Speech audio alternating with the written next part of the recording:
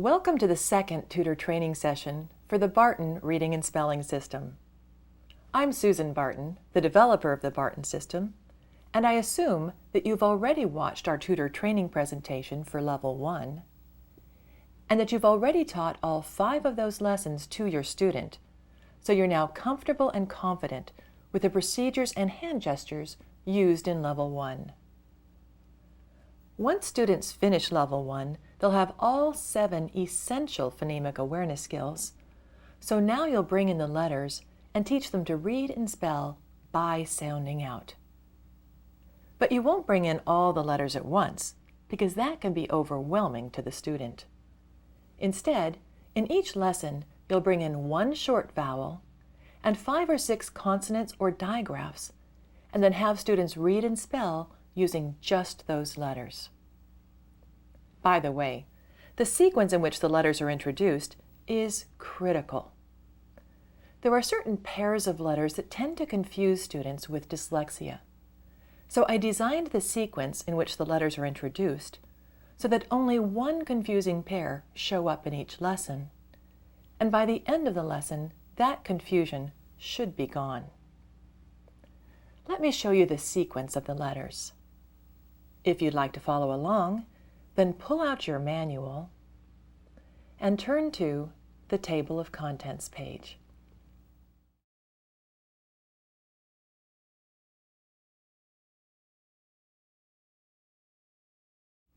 As you can see, in Lesson 1, we introduce 1 vowel, the A, and those 6 consonants.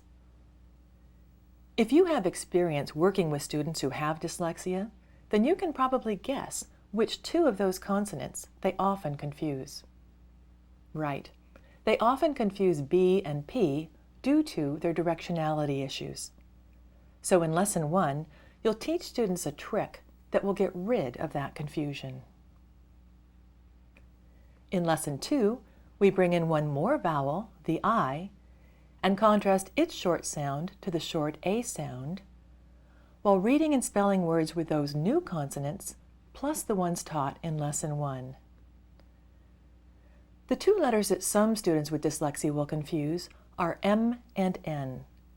At this point, you know it's not an auditory confusion, because they worked with those 2 sounds quite a bit in Level 1. So if a confusion shows up here in Level 2, it's due to a visual confusion. Dyslexic students who have been taught cursive sometimes start to confuse those 2 letters because an M has 2 humps when printed, but an N has 2 humps in cursive. Once you've helped students get rid of their M-N confusion, and they can easily read, write, and spell words that contain the letters introduced in Lessons 1 and 2, they'll be ready for Lesson 3. In Lesson 3, we bring in 1 more vowel, the O, plus those 5 consonants. Students with dyslexia almost always confuse B and D, so in Lesson 3, you'll show students how the very same trick taught in Lesson 1 for BP confusion can also be used for BD confusion. In Lesson 4, we bring in 1 more vowel, the U, and explain why U by itself is a vowel, but when it's part of QU, it is not. In this lesson, you'll also introduce consonant sounds that are often unknown, and you'll explain that some of them are actually 2 sounds run together very fast. In Lesson 5, we bring in the final vowel, the E. In the past, many of your students may have had difficulty hearing the difference between a short E and short I sound when spelling. But Barton students have had 3 entire lessons to master the spelling of the short I sound, so it will now be very easy to teach the difference between the short E and short I sounds.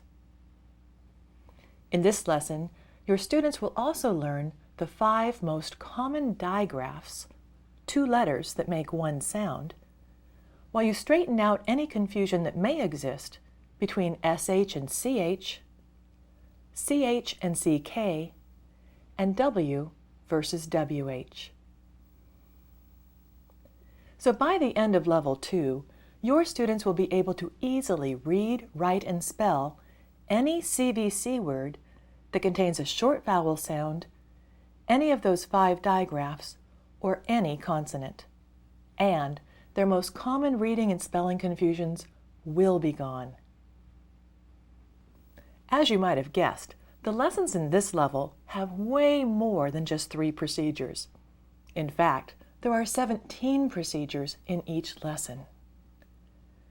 Let me give you an overview of the procedures in each lesson. If you'd like to follow along, then in your manual, turn to page 1.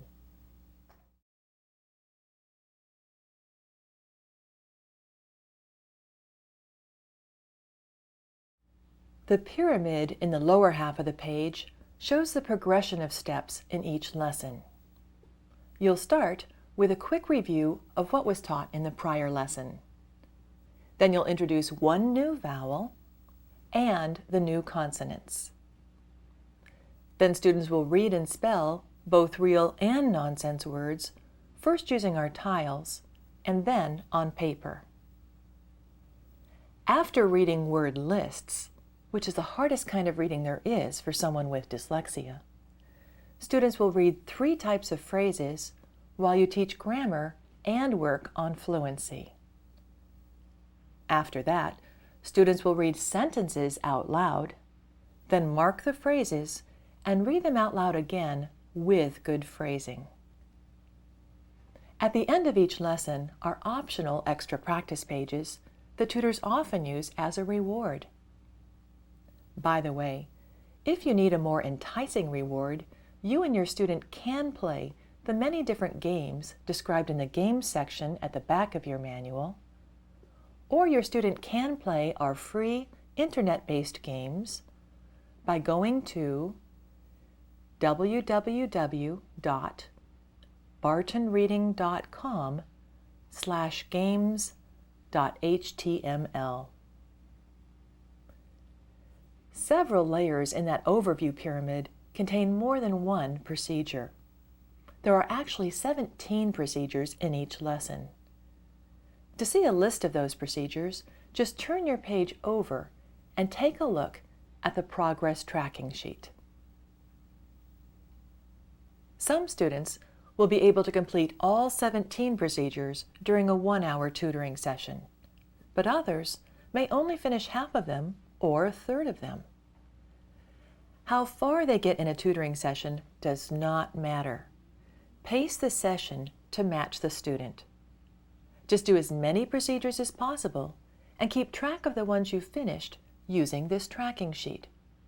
Or, if you prefer, you can put a yellow Post-it note with the student's name on it on the last page completed during a session. Then start your next tutoring session on the page after the Post-it note. And just as I did in the Level 1 presentation, I'll show you how to teach each and every procedure in the lessons with Deanna acting as my student. But first, let's make sure you have everything you need to participate.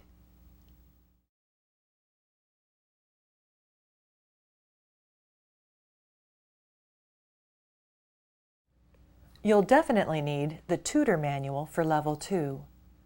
The scripted lesson plans and every page the student looks at or writes onto is in this manual. But since you probably do not want students to write in your manual, I recommend you make a copy of the separate packet of blue student pages. This packet contains just the pages that students read from or write onto. These pages are not bound because they're black line masters. That means instead of having to buy a workbook each time you get a new student, just take this packet to the copier and make a new set of student pages. By the way, I recommend you copy these pages onto blue paper just in case your student has scotopic sensitivity, which is sometimes called Erlen syndrome. If they do, it will be much easier for them to read from a page that is blue or some other pastel color than from a page that is bright white. And when students read word lists, you'll use a word frame like this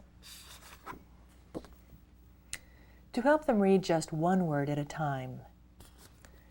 When reading phrases or sentences, you'll use the other index card, the one without the hole, to help them focus on the line that they are actually reading. You'll also need the bag of tiles that was included inside the Level 2 box. Why don't you go ahead and pull out that bag of tiles now, dump them onto your desk, turn them all face up, and take a look at them.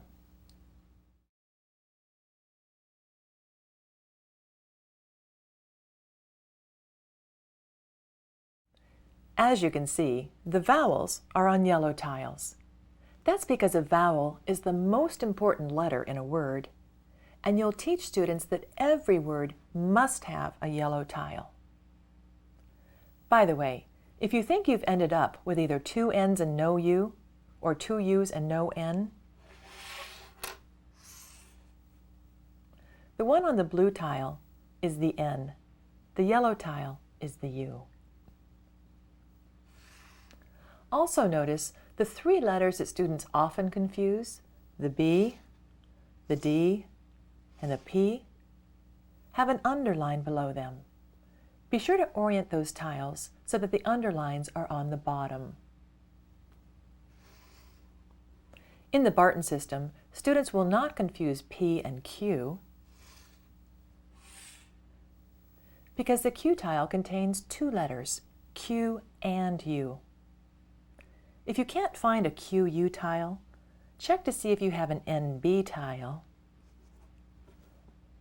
And if so, just rotate it to turn it into the QU tile.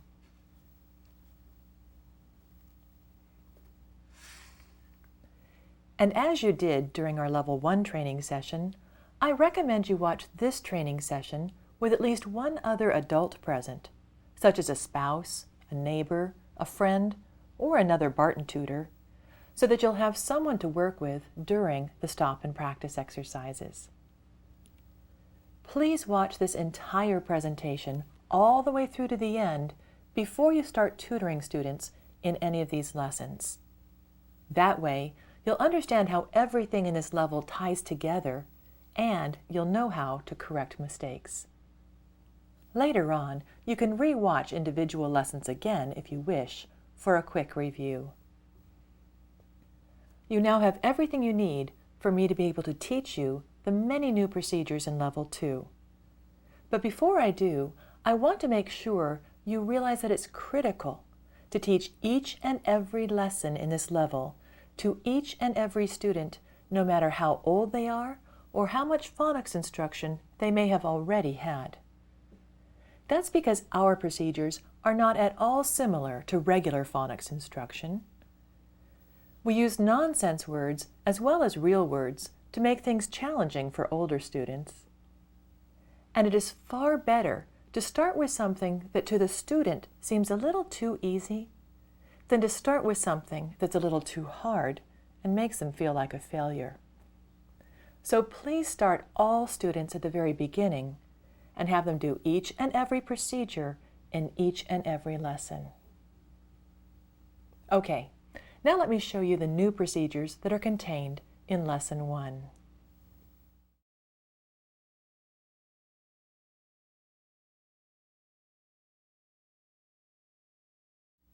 As you know, you will only introduce one new vowel and 5 or 6 new consonants in each lesson.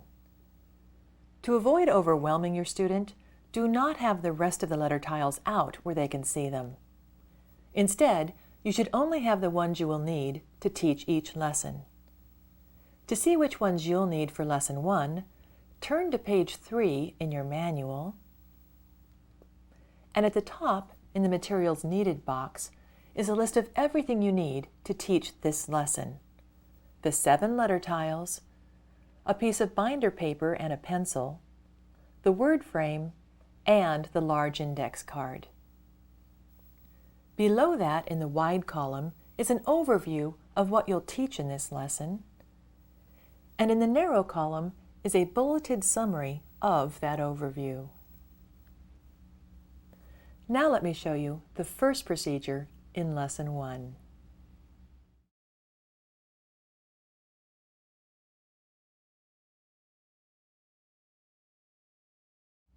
If you'd like to follow along, then in your manual, take a look at page number 4. Although this is the very first procedure in Lesson 1, notice it's labeled Procedure D. That's because in this very first lesson, there is nothing to review. So the review procedures, procedures A, B, and C, will not show up until Lesson 2. In this lesson, you'll start by teaching a vowel sound. And, as before, when you teach your student, you can either use my exact words, which are in the wide column, or follow the summary in the narrow column using your own words. But if you should ever forget how to explain something, notice there's a small number next to each item in the narrow column, and there are matching numbers in the wide column. So if you teach using the narrow column and ever forget how to explain something, just jump over to the same number in the wide column, read from the script, and then jump back out to the narrow column when you reach the next number. I'm going to go down the wide column as I have Deanna visualize a picture of the keyword for the vowel A and show her how to tap that keyword. Deanna, you're now very good at hearing each and every sound in a word. So today, you're going to learn which letters go with those sounds, and then we'll practice reading and spelling using those letters.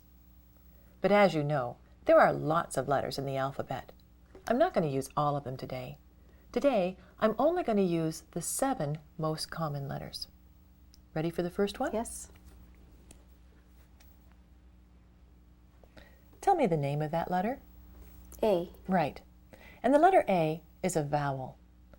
Vowels are the most important letters because every word and every syllable within a word must contain a vowel. Yet vowels can be tricky because they can make several different sounds. For now, this vowel will only make its most common sound, which is A. Repeat that sound. A. Good sound. Now I'm going to have you create a picture in your head to help you remember that sound. It's easiest to create a picture with your eyes closed, so go ahead and close your eyes. In your mind, I'd like you to picture the front of your favorite grocery store. Can you see it? Yes. Now picture yourself walking through the doors into that grocery store. Can you feel the nice, cool air? Yes. Okay, now walk over to the fruit and vegetable section. Start scanning the bins of fruit until you can see the fruit that I'm describing. My fruit is about the size of a baseball. There's always a bin of red ones, but sometimes there's also a bin of green ones. But red or green is just the color of their skin. When you bite through the skin, it's white inside and so crisp that it makes a crunchy sound each time you make a bite. What fruit are you seeing in your head? Apple. Okay, keep your eyes closed for a second, and with your hands, show me how big your apple is. Is it red or green? It's red. Is the skin shiny or dull? It's shiny. Any bruises on it? Nope. Okay, so go ahead and open your eyes. Whenever you see the letter A, I want you to picture that apple in your head. What are you going to see in your head?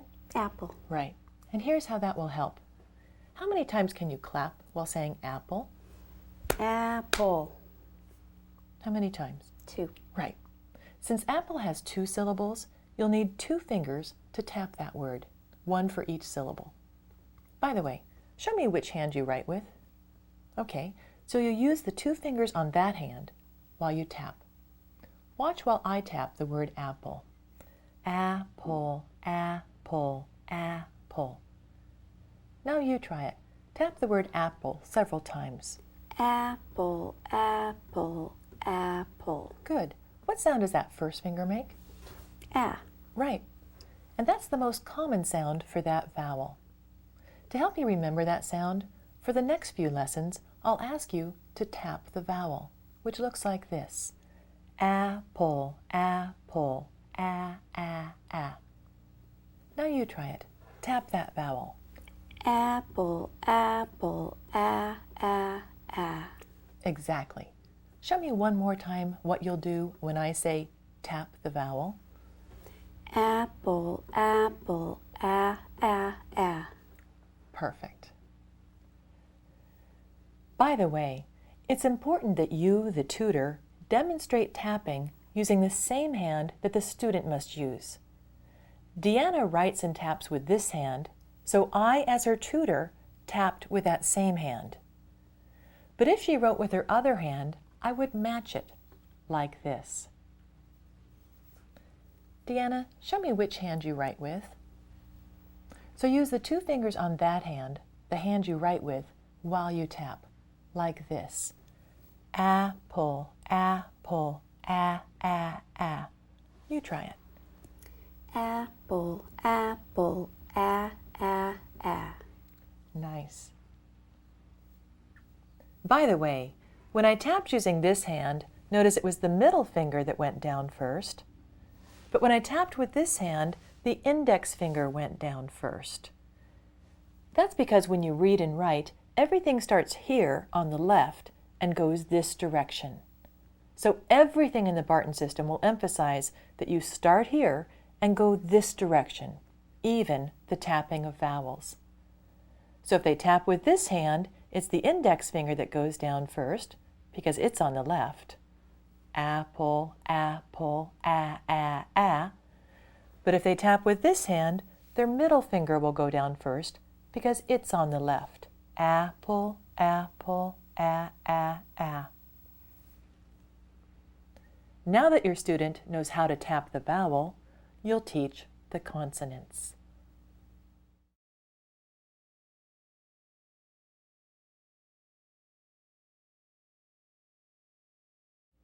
If you'd like to follow along, then in your manual, turn to the Procedure E page and watch as I go down the wide column. Deanna, you're now ready to learn some consonants. You may already know many of these. If we find one you don't know, I'll create a sound page. Ready? Yes.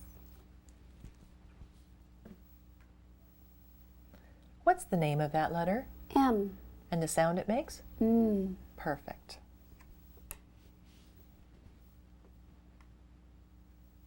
The name of that letter is? F. And the sound it makes? Perfect.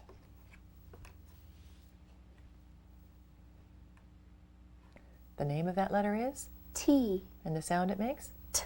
Good.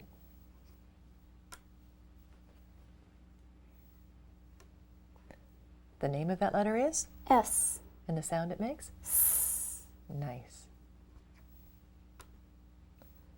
The next two letters are a little tricky.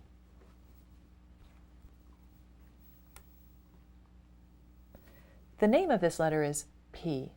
Do you know the sound it makes? P. Yes, it does. The name of this letter is B. Do you know the sound it makes? B. Nice sound.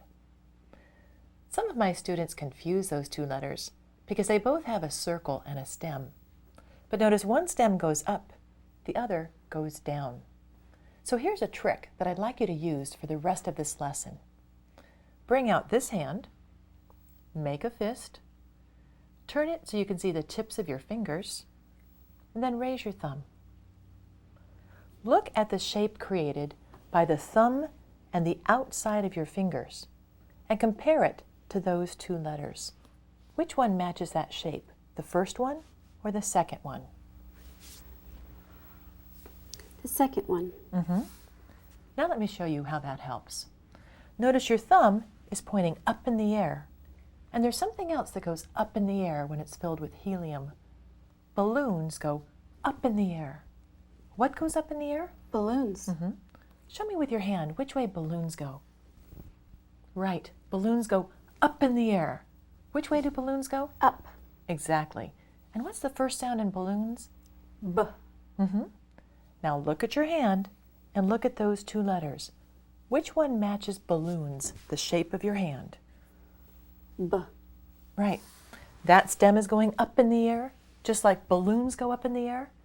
So it will make the first sound in the word balloons. What's that sound? B. Exactly. Now, watch my hand.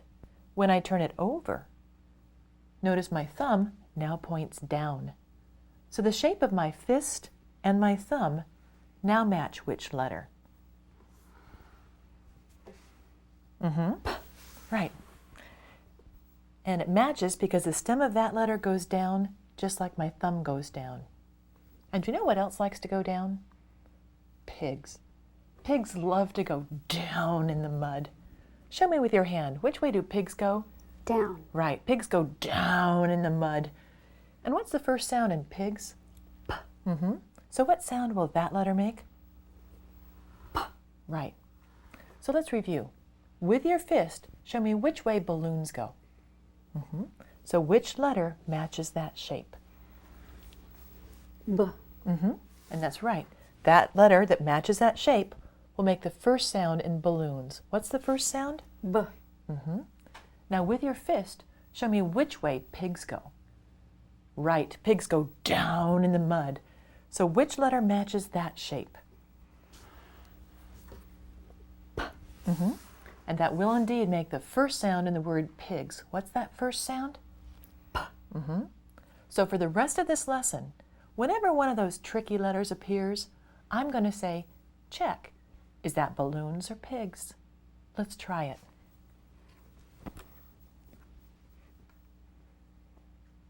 With your fist, check. Is that balloons or pigs? Pigs. So what sound will it make?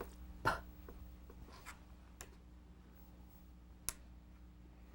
Check. Is that balloons or pigs?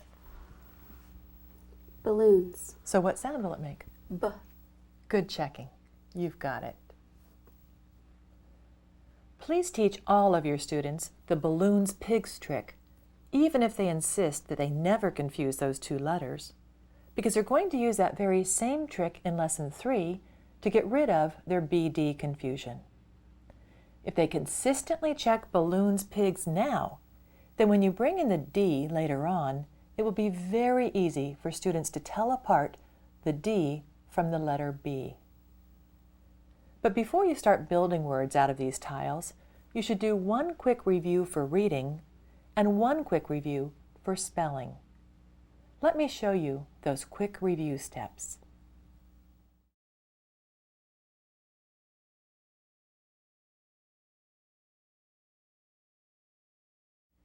If you'd like to follow along, then in your manual, turn to the Procedure F page and watch as I go down the wide column. Before I build words with those tiles, let's run through them one more time. First, tell me, why is the A a different color than the rest of the tiles?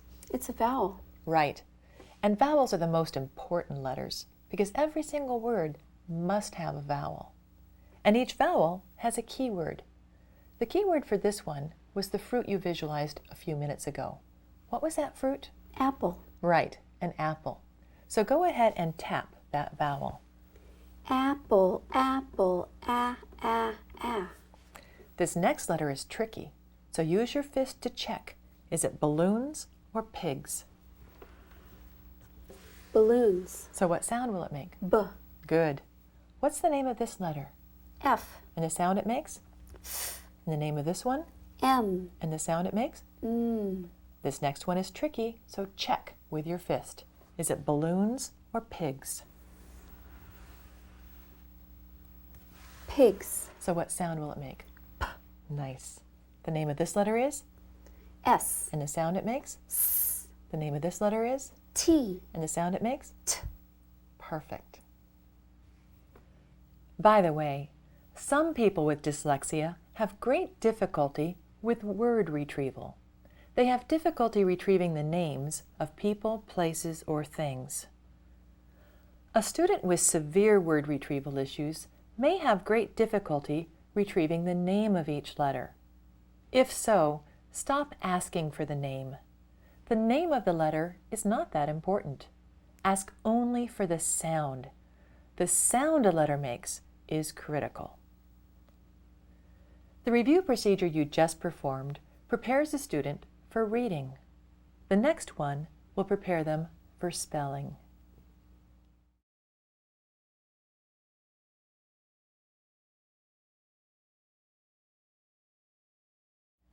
If you'd like to follow along, then in your manual, turn to Procedure G, Spell Sounds with Tiles, and watch as I go down the wide column. Deanna, now we're going to do the opposite. I'm going to make a sound, and I want you to repeat it. Ready? Yes. T. T. Point to the tile that says T. T. S. S. Point to that tile. S. P. P. Ooh, that's a tricky sound. Check. Is P the first sound in balloons or pigs? Pigs. So with your fist, show me pigs. Now point to the letter that matches that shape. Very good. Which one? B. B. Check. Balloons or pigs? B. Good. I love how you made balloons and then checked. Point. Now I'm going to make a vowel sound. Ah. A. What's the key word for ah? Apple. Good. Point to it. A. Excellent.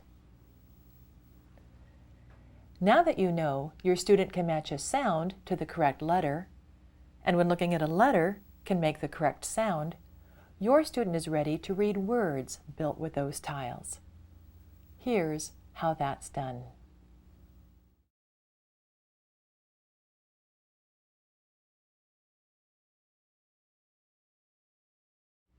If you'd like to follow along, then in your manual, turn to Procedure H, Read Real Words with Tiles. Then watch as I go down the wide column once, and then continue with the words in the narrow column. Deanna, now I'm going to build a word out of these tiles.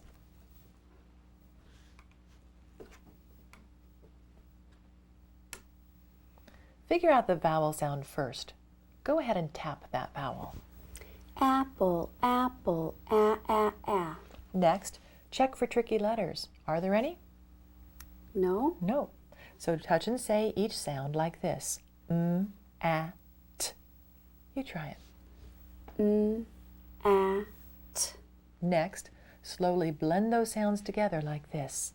Mat. You try it. Mat. Now say it fast like a word. Mat. Mat. Excellent. Got the idea? Yes. Now I'll change the last letter. Ooh, that's a tricky one. Check. Is it balloons or pigs? Pigs. So what sound will it make? P. All right. Now touch and say. A. Slowly blend. Map. Fast like a word. Map. Great. Now watch. The same letters in a different order make a different word. So let's do it. A. Pam. Pam.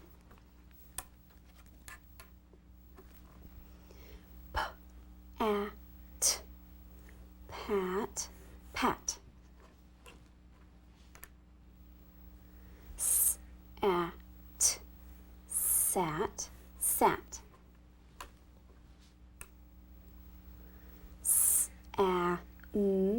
Sam.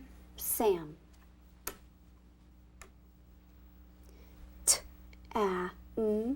Tam. Tam.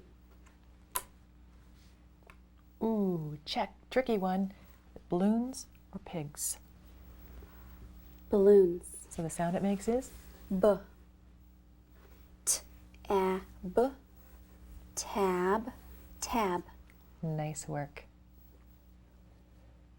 Before I have you stop and practice that procedure, let me point out a couple of things.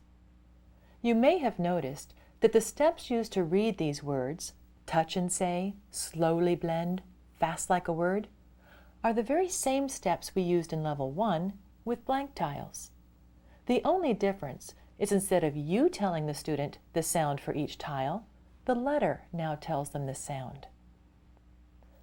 You may have also noticed that each time the new letter was a tricky one, a B or P, I forced the student to check balloons or pigs first and make the sound for that one tricky letter before the touch and say step. That is critical. You must force the student to check and make the tricky sound first. The biggest mistake teachers in a classroom often make is to wait until after a student has made the wrong sound before telling them to check, which only reinforces guessing. To break that guessing habit, in the Barton system, you'll force students to figure out and say the correct sound for each tricky letter first, so that your student will read each word correctly the very first time.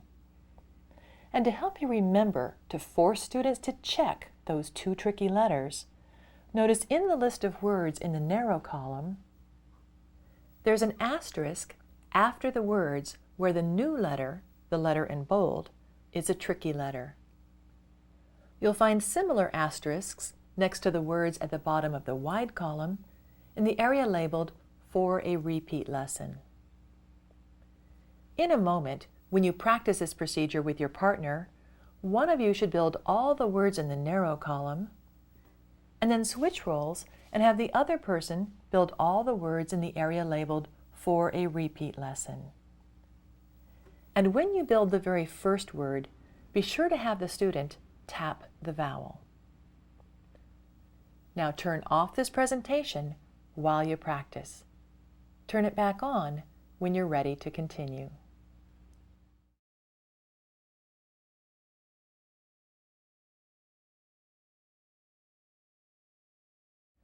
Welcome back. Now you're ready to teach students how to spell.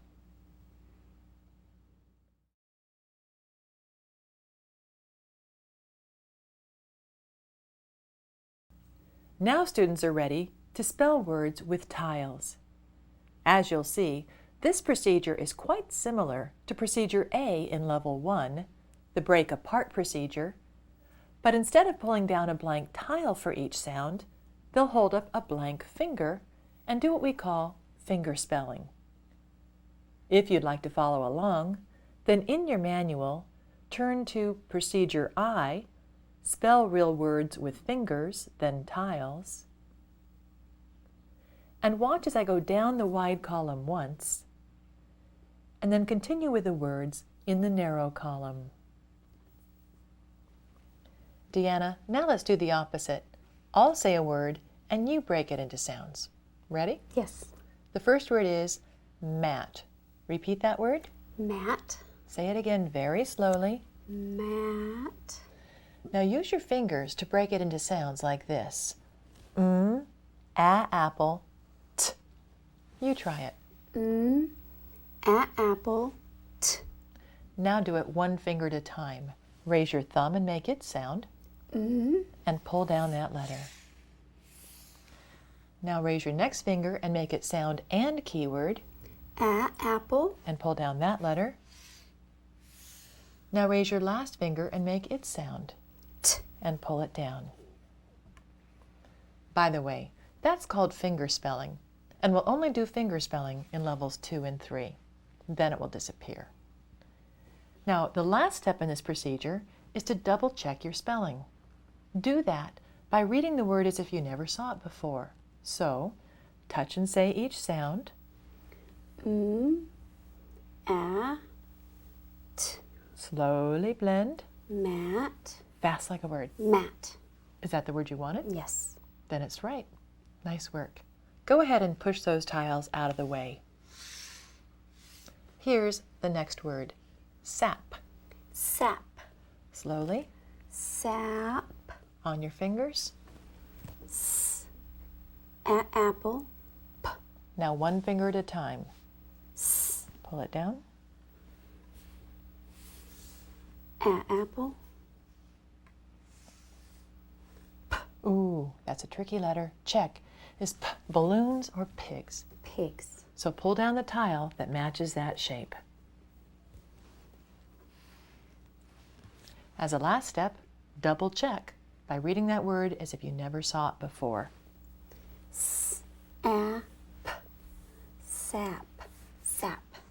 that the word you wanted? Yes. Beautiful. So push those tiles out of the way. Here's the next word. Pam. Pam. Pam. On your fingers. Apple. First sound. Ooh, that's tricky. Balloons or pigs? Pigs. So find the one that matches. Next sound. Apple.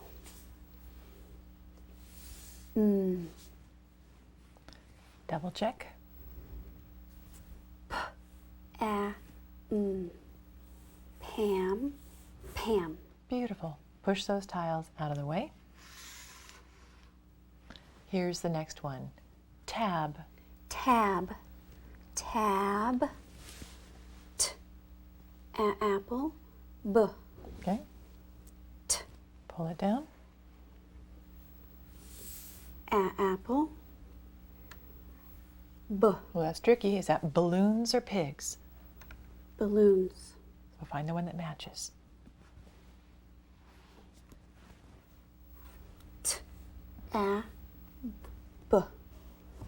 Tab. Tab. Excellent. We'll demonstrate a couple more words before you stop and practice. But first I want to discuss which hand to use for finger spelling. Since students will do finger spelling even when writing words on paper, students must finger spell using the hand that they do not write with. Since Deanna writes with this hand, I'm having her do finger spelling with this hand. But if she were left-handed and wrote with this hand, she would have to finger spell with this one. But the thumb is always the first sound, and you don't want her to finger spell this way, or else her letters would end up in the wrong sequence. So instead, I would ask her to turn her hand over and have her finger spell this way. That way, her thumb will still be the first sound, and her letters will end up in the correct sequence. But the tricky part is that you, the tutor, must demonstrate finger spelling using the same hand as your student. Let me show you how that works. Deanna, this time, let's pretend that you write with this hand, so you'll have to finger spell with this one, okay? Okay. The next word is fat. Fat. Fat. On your fingers. Apple. First sound, bring it down. Apple. Now double check. Fat. Fat. Is that the word you wanted? Yes. Push them away. Here's the last word. Tap. Tap. Tap. On your fingers. Apple. Pull it down. Apple. Ooh, that's a tricky sound. Check. Is that balloons or pigs? Pigs. Find the letter that matches. Okay, double check. Tap. Tap. Beautiful. Let me explain one last thing before you practice. You might be wondering why I have students say the vowels keyword when spelling. I do that because my students are usually confused about the spelling of short vowel sounds, especially short E and short I. It will be much easier when they automatically say the sound and keyword, which isn't that hard because the sound is the first syllable in the keyword. It may seem a bit silly to do that when there's only one vowel, but start building that habit now so it will be automatic before they get the next vowel. In a moment, you're going to practice finger spelling with your partner. When you're the tutor, be sure to figure out which hand your student must use for finger spelling before you start, and demonstrate finger spelling using that same hand, the hand the student does not write with. One of you should practice this procedure, dictating all the words in the narrow column. When you switch roles, the other person should dictate all the words along the bottom of the wide column. Turn off this presentation while you practice. Turn it back on when you're ready to continue.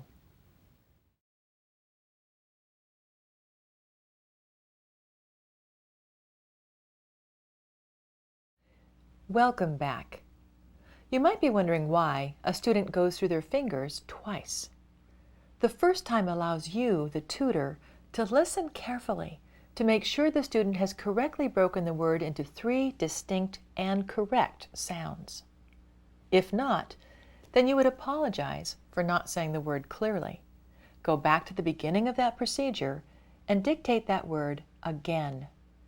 Do not allow a student to pull down the tiles until the student has cleanly and correctly broken each sound onto their fingers.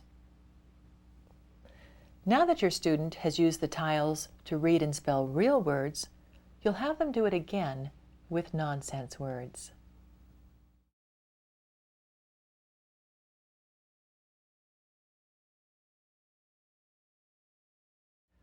As you know, we're teaching students to read and spell by sounding out.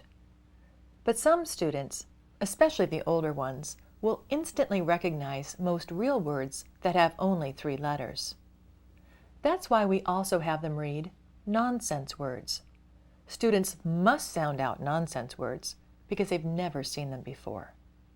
It's critical that students be able to read and spell nonsense words as easily as real words, because once they start level 4 and break long words into syllables, most syllables look like nonsense words. So in the next procedure, your student will read nonsense words on tiles. If you'd like to follow along, then in your manual, turn to Procedure J, Read Nonsense Words with Tiles, and watch as I go down the wide column once, and then continue in the narrow column. Deanna, now I'm going to build a nonsense word.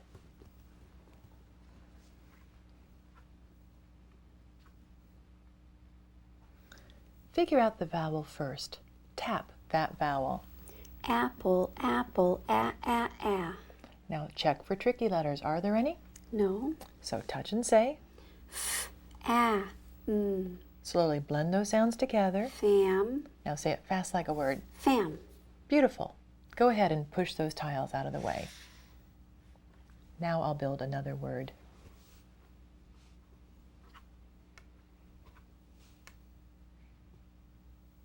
Ooh, there's a tricky letter. So check, is that balloons or pigs?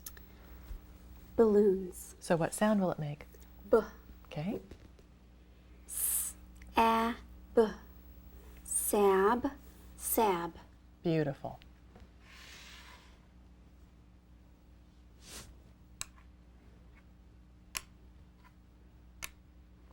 Any tricky letters?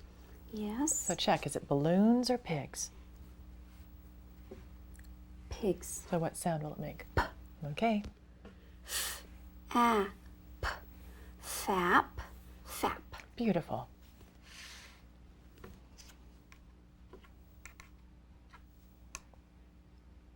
Any tricky letters? No. S. A. F. Saf. Saf. Excellent.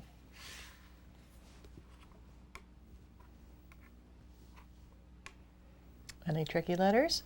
Yes. Yeah, there's 2 of them. So check the first one, balloons or pigs?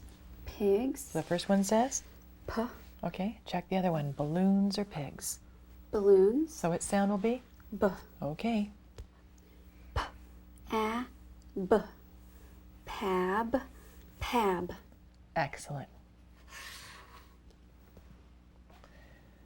You may have noticed that in level 2 and all future levels, each reading procedure is followed by a spelling procedure.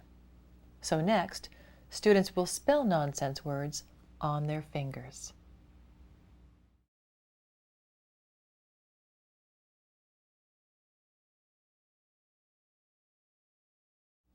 The procedure for spelling nonsense words is exactly the same as the one you used earlier to spell real words. If you'd like to follow along, then in your manual, turn to Procedure K, spell nonsense words with fingers, then tiles. Then watch as I go down the wide column once, and then continue in the narrow column. Deanna, now you'll spell nonsense words the same way you spelled real words. Ready? Yes. The first word is fab. Repeat that word. Fab. Slowly. Fab. On your fingers. Apple. B. Okay. Now one finger at a time. Bring it down. Keyword. Apple. B.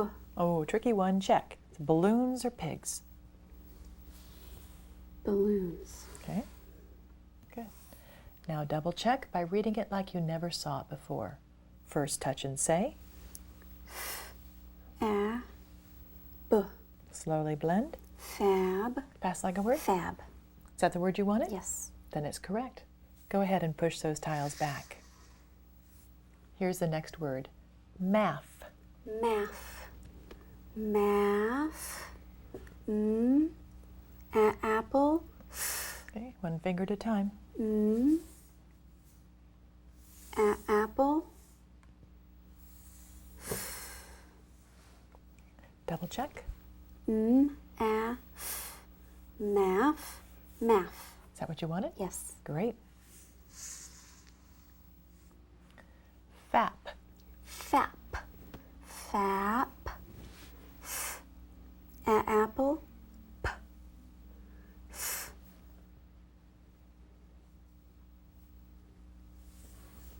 Apple. Ooh, that's a tricky one. Is that balloons or pigs? Pigs. So find the one that matches. Okay, double check. Fap. Fap.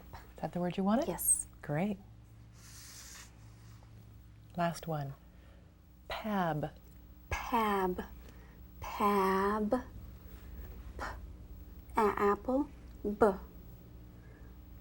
Ooh, check. Balloons or pigs? Pigs. Okay. Bring it down. Keyword? Apple.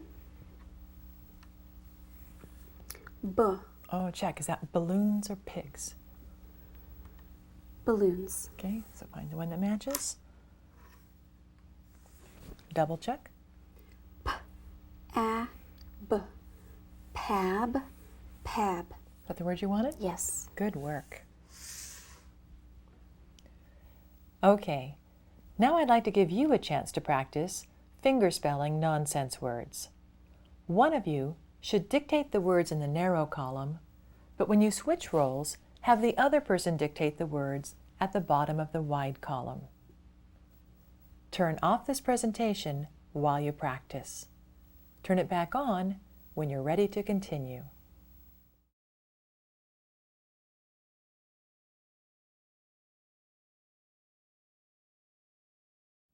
As you've seen, reading and spelling reinforce each other.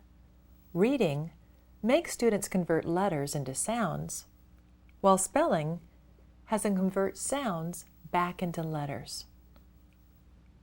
Once students can read and spell both real and nonsense words with tiles, you'll move the tiles aside and start working on paper. Let me show you how that's done.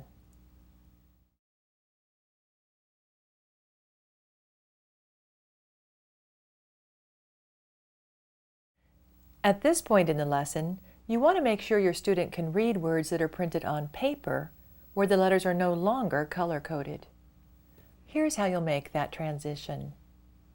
If you'd like to follow along, then in your manual, turn to Procedure L, read words through the word frame, then watch as I go down the wide column. Deanna, now you're going to read words using a word frame. Here's how that works. If you know the word for sure, just say it. Otherwise, touch and say, then blend them together. And by the way, if there are any tricky letters, I'll remind you to check by going like this. Okay. The first column contains real words. Go ahead and read the first one. At, mat. Okay. Ooh, check. There's a tricky one. Bam. Ooh. Map. Sam. Ma'am. At, fat. Ooh, check. Tap, tap. Tam. This last column contains nonsense words, so you'll need to touch and say each sound, then blend them together. Taff. Okay. Ooh, check.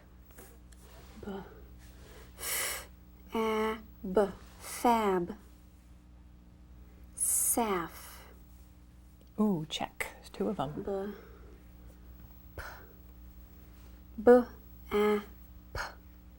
Bap. Nice work. Notice just like before, I had Deanna check every tricky letter and figure out its sound before she read the word. So I'm doing everything I can to prevent her from guessing and to prevent her from reading the words incorrectly. I'll explain why that's so important later on. Right now, I'd like to give you a chance to practice this new procedure. Here's what I'd like you to do. I'd like each of you to have your student read just one column of words. When you're the tutor, you should be the one to advance the word frame. And if the new word contains a tricky letter, it's your job to remind the student to check by making this hand gesture and have the student make that tricky sound first. Once your student has read all the words in one column, switch roles and let the other person be the tutor. Pause this presentation while you practice. Turn it back on when you're ready to continue.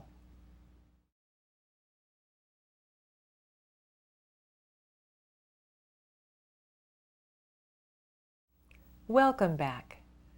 Now that students have read words on paper, they're going to spell words on paper. Let me show you how that's done.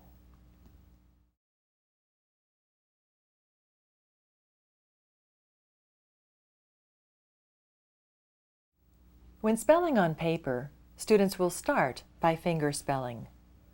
But instead of pulling down a tile for each finger, students will write a letter for each finger. If you'd like to follow along, then in your manual, turn to Procedure M, Spell Words with Fingers, then Paper, and watch as I go down the wide column once, and then continue in the narrow column. Deanna, now you're going to spell words on paper. But the first part will be the same. You'll start by finger spelling. Ready? Yes. The first word is tab. Repeat that word. Tab. Say it again slowly. Tab. Use your fingers to break it into sounds. T. Apple. B. Good. Here's the new part. The first sound is T. Write that letter. The next sound is Apple. Write it. The next sound is B. Ooh, that's a tricky one. Check. Is that balloons or pigs? Balloons. So write the letter that matches that shape. As a last step, double check what you wrote down. To do that, slowly blend those sounds together. Tab. Now, fast like a word. Tab. Is that the word you wanted? Yes. Perfect. Here's the next word. Pat. Pat. Pat. On your fingers. A. Keyword. Apple. T. Okay. Here's the pencil. First sound. Well, better check. Is that balloons or pigs? Pigs. Write the one that matches that shape. Next. A. Keyword. Apple. T. Double check. Pat, pat. Is that the word you wanted? Yes. Great. The next word is bam. Bam, bam. Apple. First sound? B. Better check. Apple. Double check. Bam, bam. Is that what you wanted? Yes. Okay. Now let's try a few nonsense words. Ready? Yes. The first word is fass. Fast, fast. On your fingers. Apple. S. Okay. First sound. Apple.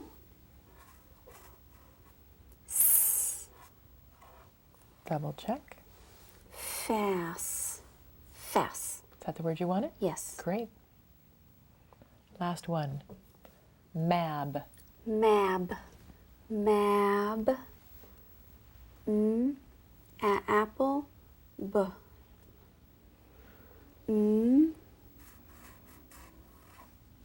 Apple. B. Oh, better check. Is that balloons or pigs? Balloons. Double check. Mab, mab. Is that the word you wanted? Yes. Superb. Before I have you stop and practice, let me give you a couple of tips. When spelling on paper, leave the tiles out on the table where your students can see them, because some students will need to use those tiles as a model when writing their letters. Also, notice I took the pencil away from Deanna after she wrote each word to prevent her from impulsively writing down a word until she had done finger spelling. By forcing her to finger spell first, I could listen to determine whether or not she had broken each word into its correct sounds. If she had not, I would have apologized for not saying the word clearly and then dictated it again. Also notice that just before she had to write down any tricky letter, I forced her to check by making the balloons pigs gesture. So I am doing everything I can to ensure that she will write down the word correctly. Now I'd like to give you a chance to practice spelling words on paper. Here's what I'd like you to do. When it's your turn to be the tutor, dictate 3 real words, then 3 nonsense words. You can pick words from the narrow column or from the bottom of the wide column. If there's an asterisk after the word, it's your reminder that the word contains a tricky letter that you must force your student to check. Pause this presentation while you practice. Turn it back on when you're ready to continue.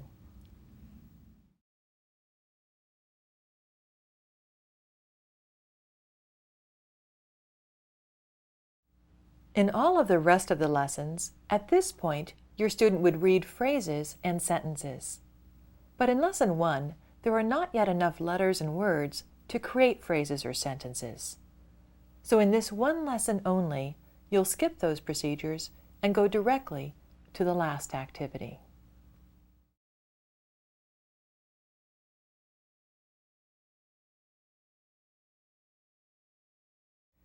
This last activity is meant to be light, easy, and fun.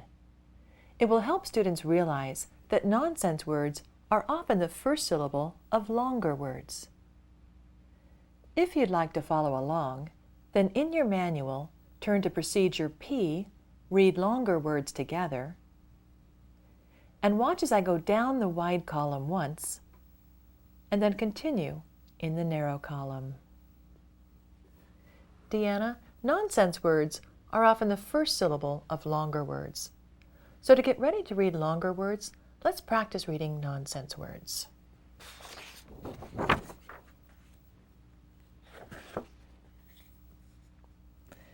To figure out that word, go ahead and tap the vowel. Apple, apple, a. Now touch and say. Ass. Slowly blend. Fast. Fast like a word. Fast.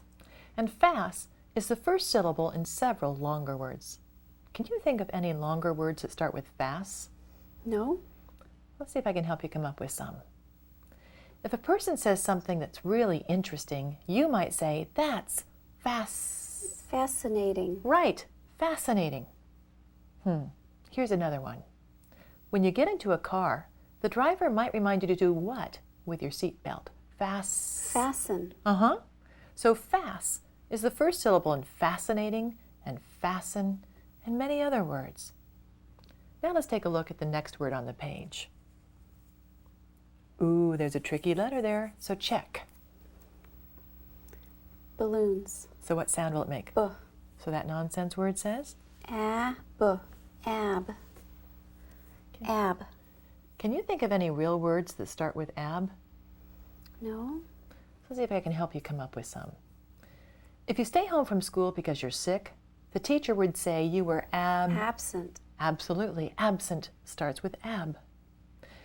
If you were really sure about something, you might say Absolutely. Very good. And absolutely starts with ab. So as you can see, this is a back and forth, highly interactive procedure that I created because older students sometimes think it's a waste of time to read nonsense words or to read short words. This procedure will help them realize that what they are learning now is preparing them to read the great big long words. Some students will be able to think up words on their own, while others, like Deanna, may need some clues. And although in the narrow column there are many long words listed for each nonsense word, I only have students come up with 2 or 3 before I ask them to read the next nonsense word on the page. That's the last procedure in each lesson, but I'd like to explain why each lesson also includes 2 optional extra practice pages.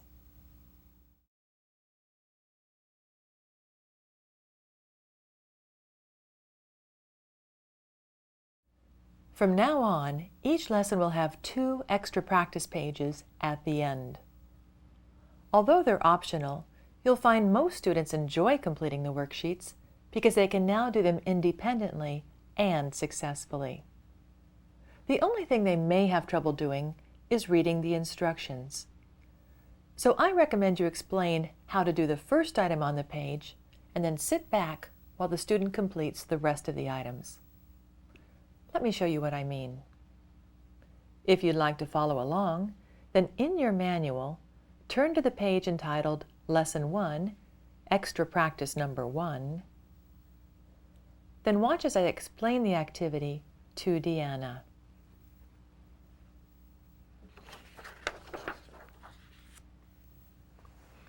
Deanna, this row shows all the letters we've used in this lesson.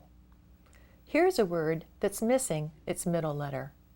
Which of those letters could you put in that spot to turn it into a real word? A.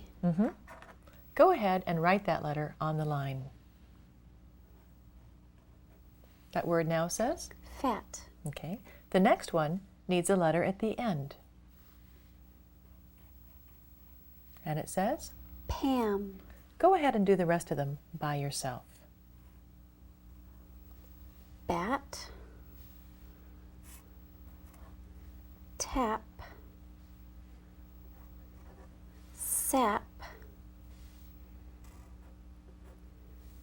Tab. Map. Sam. Beautiful. Since you may tutor more than one student, you now know why it's important to make a copy of the packet of student pages.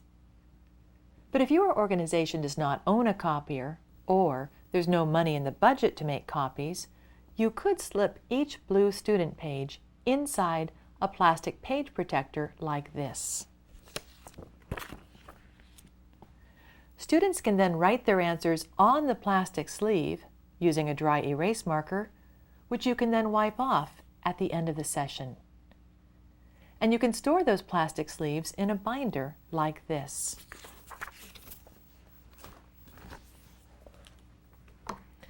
Let me show you how to use that binder while I have Deanna do the next extra practice page. Deanna, let's do one more activity. Here we are. Each word in this column will rhyme with a word in this column. If words rhyme, tell me which sound is different, the first one or the last one? The first one. Right. But before reading that first word, check the tricky letter. P. That word says? Pat. Can you find a word in the second column that rhymes with pat? Bat. Okay. Draw a line between the two words that rhyme. Now go ahead and do that for the rest of the words. Map. Pep. Pam. Sam. Tam. Ma'am. Sap.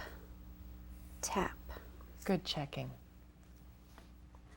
When the lesson is over, all I have to do is wipe off that page using a dry board eraser like this,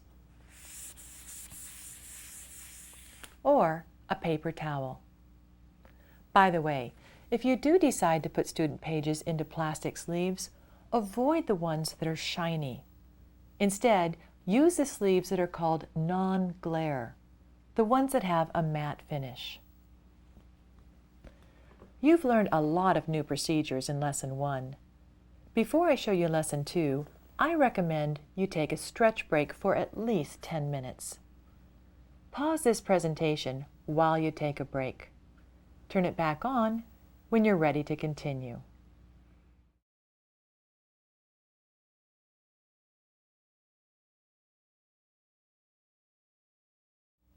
Welcome back. Now let me show you what's taught in Lesson 2.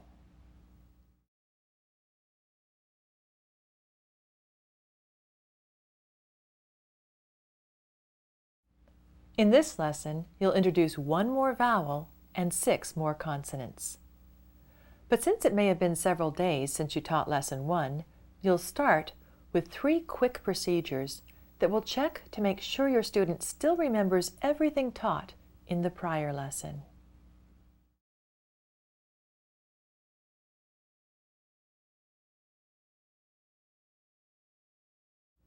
The first review step will find out if your student can still convert the 7 previously taught letters into sounds. If you'd like to follow along, then in your manual, turn to Procedure A, Review Known Letters and Sounds, and watch as I go down the wide column. Deanna, before I bring in the new tiles, let's review the ones you learned at our last session. Which one is the vowel? A. How did you know? It's yellow. Exactly. Go ahead and tap that vowel. Apple, apple, a. The next letter is B. Show me how you'd check balloons or pigs. Balloons. So the sound would be? B. The name of that letter is? F. And the sound? The name? M. Sound? N.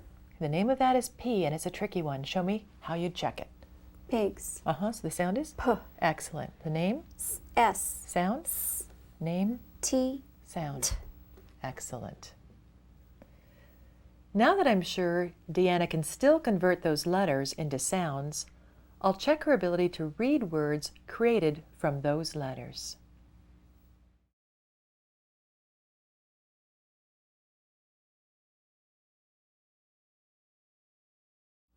An easy way to check your student's ability to read words created with the letters taught in the prior lesson is to pull out one of the extra practice pages from that lesson and ask your student to read it. That's what's done in this review step.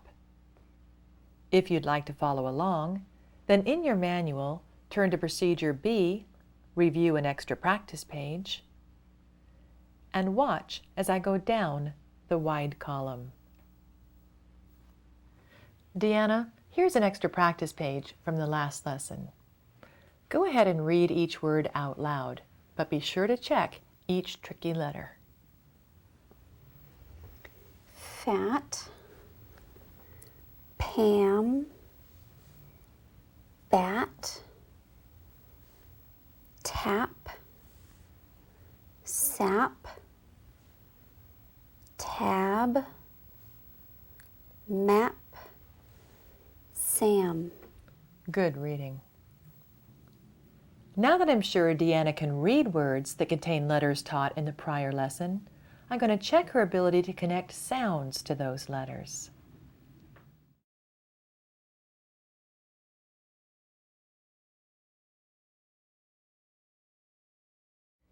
In this procedure, I'm going to dictate nonsense words, have Deanna isolate just one sound in each word, and see if she can match that sound to the proper letter. If you'd like to follow along, then in your manual, turn to Procedure C, Phonemic Awareness Warm-Up, and watch as I go down part of the wide column, then jump into the narrow column, and then come back. Deanna, let's try something new. I'll say a nonsense word. You repeat it. Ready? Yes. Sab. Sab. Now say just the first sound in that word. S. Point to the letter that makes that sound. Good. Path. Path. First sound? P. Oh, check. Is that balloons or pigs? Pigs. Which one? Fap. Fap. Point. Bam. Bam. B. Check. Balloons. Now we're going to switch. This time I want the last sound. Ready? Fab. Fab. Last sound? B. Check. Tass. Tass. S. Bam. Bam. Fap. Fap. Oh, check. Beautiful. Now I'm totally confident that Deanna can accurately read and spell using all the letters taught in the prior lesson. So now she's ready for new letters.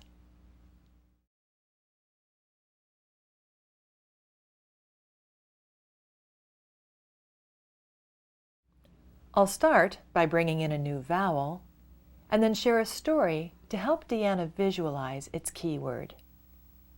If you'd like to follow along, then in your manual, turn to Procedure D, Teach New Vowel Sound, and watch as I go down the wide column. Deanna, here's a new letter. Tell me the name of that letter. I. Is it a vowel or a consonant? It's a vowel. How did you know? It's yellow. Good noticing. And the most common sound that I makes is I. I. Repeat that sound. I. Nice sound. Now I'll help you create a picture in your head to make it easy to remember that sound. First, close your eyes. Picture yourself on a hike out in the woods. Can you see yourself walking down a trail? Yes. Are there lots of people in front of you, or is the trail ahead of you empty? Empty. Do you hear lots of noise, or is it nice and quiet? It's quiet. So as you're walking down this quiet trail, you start to hear a flying bug coming closer. Bzzz. After it flies past your ear, you can see a small black bug with a pointy nose heading straight for your hand, and he looks kind of hungry. Do you know what kind of bug it is? Mosquito. Right, a mosquito. When he lands on the back of your hand, you feel a slight pinch as he bites it. Then he flies away. And as you look at your hand, notice a bump is starting to grow. Can you see that bump? Yes. How does it feel? Does it feel good, or does it feel kind of itchy? Itchy. And that's the word we want, itchy. So go ahead and open your eyes. How does that bump feel? Itchy. And how many times can you clap while saying itchy? Itchy too. Good. So you'll need 2 fingers to tap that word, like this. Itchy, itchy, I. You try it. Itchy, itchy, I. Nice. And if you ever forget that sound, just think of how that bump felt. How did it feel? Itchy. So go ahead and tap that vowel again. Itchy, itchy, I. Perfect. Now that Deanna can tap the new vowel, I'm going to teach her 6 new consonants.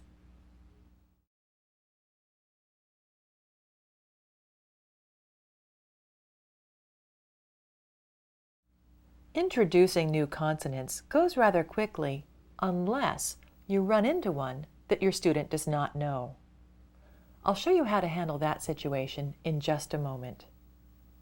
If you'd like to follow along, then in your manual, turn to Procedure E, Teach 6 Consonants, and watch as I go down the wide column.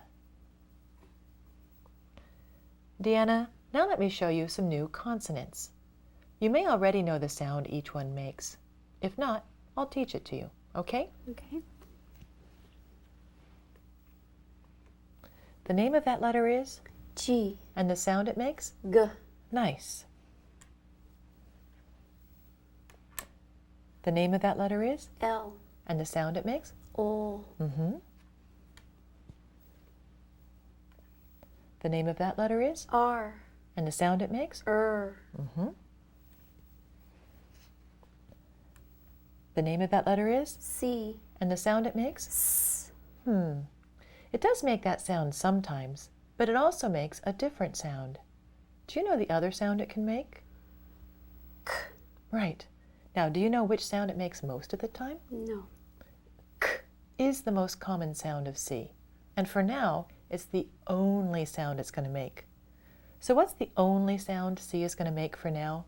K. Right. The name of that letter is? N. And the sound it makes is? N. Excellent.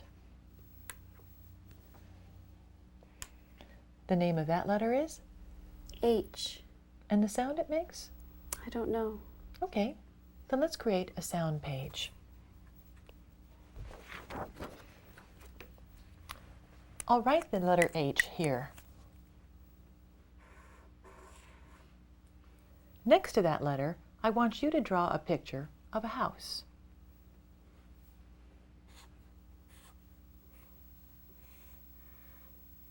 Great. So that's a picture of what? House. House. And what's the first sound in house? And that's the sound that an H makes. So here's what I want you to do. Put that piece of paper next to you where you can easily see it. Each time I build a word that has the letter H in it, I want you to look at the picture on that page to figure out its sound. That's a picture of a... House. And what's the first sound in house? And that's the sound that H makes. Great. That is the sound that H makes when it's the first letter in a word. Later on, in Lesson 5, you'll teach students what happens when H is part of a digraph, such as TH or SH. By the way, it's important to encourage your students to look at their sound page rather than guess. So each time your students do look at it, be sure to praise them for double checking. And you might be wondering why I had Deanna draw a house instead of writing out the letters H-O-U-S-E. I did that for 2 reasons. 1, students with dyslexia have an easier time remembering pictures than words. And 2, I did not want Deanna to look at a word that contains letters she has not yet been taught. Older students, who may know that C and G can make more than one sound, but aren't sure which sound is the most common, should draw a picture of those keywords on their sound page as well. And it's usually older students, students who have been taught cursive, who confuse the letters M and N. Let me show you how I clear up that confusion. If you'd like to follow along, then in your manual, turn to page 32, labeled Trick for MN Confusion, and follow along as I go down the wide column. Deanna, there are 2 sounds that you have no trouble hearing or repeating accurately. Those sounds are and n. Repeat n. Repeat So you have no trouble with those 2 sounds when you're listening. But I noticed in your schoolwork, you sometimes write down the wrong letter. I think it's because of cursive. Let me explain.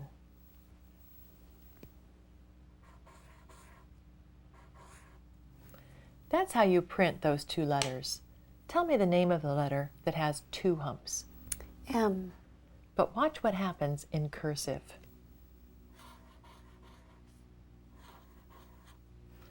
Tell me the name of the letter that has 2 humps in cursive. N. And I think that's why you sometimes write the wrong letter in cursive. You're counting the number of humps, but that changes between printing and cursive. So here's a trick that might help. Tell me the sound that the letter M makes. Mm. And the sound is the first sound in the word most. So when you look at these 2 letters, which one has the most humps? Point to it. And when you look at these 2 letters, which one has the most humps? So here's the trick. When writing down the sound, write the letter that has the most humps. Okay? Okay.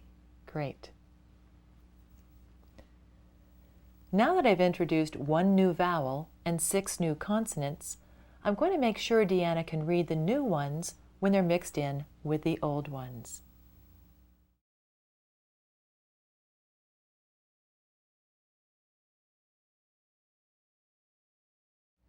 This procedure is exactly the same as procedure A, except the new tiles are now mixed in with the tiles from the prior lesson. If you'd like to follow along, then in your manual, turn to procedure F, read sounds on tiles, and follow along as I go down the wide column. Before I build words with these tiles, let's run through them one more time. First, tell me why A and I are a different color. They're vowels. Right. Tap that vowel for me. Apple, apple, a. Now tap that one. Itchy, itchy, I. Good. The name of this letter is B, but it's a tricky one, so check. Is that balloons or pigs? Balloons. So what sound does it make? B. Okay, the name of that letter is? C. And the sound? K. The name? F. The sound? The name? G. The sound? G. Now this one's on your sound page. Look at your sound page. What's the picture next to the H? House. And what's the first sound in house? So what sound does H make as in house? Nice sound. The name? L. The sound? O. Okay, now this letter and the one next to it have humps. Which one has the most humps? This one. So the name of that letter is? M. And the sound is in most? Mm. Excellent. The name of this one is? N. And the sound it makes? Mm. Now this is a tricky one. So check, is that balloons or pigs? Pigs. So what sound will it make? P. Excellent. Name? R. Sound? R. Name? S. Sound? S. Name? T. Sound? T. Excellent. You know them all.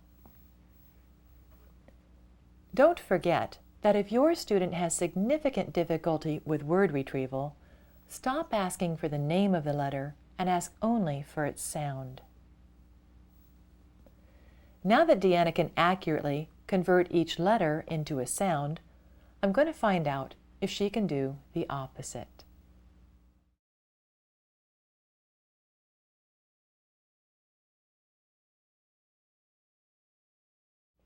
In this procedure, I'm going to dictate a sound and see if Deanna can point to the right tile. If you'd like to follow along, then in your manual, turn to procedure G, spell sounds with tiles, and watch as I go down the wide column once, and then jump into the narrow column. Deanna, now we're going to do the opposite. I'm going to make a sound and you repeat it. Ready? Yes. Repeat that sound. Point to the tile it makes it. Ol. O. K. B. B. Check. Balloons or pigs? Excellent. Mm.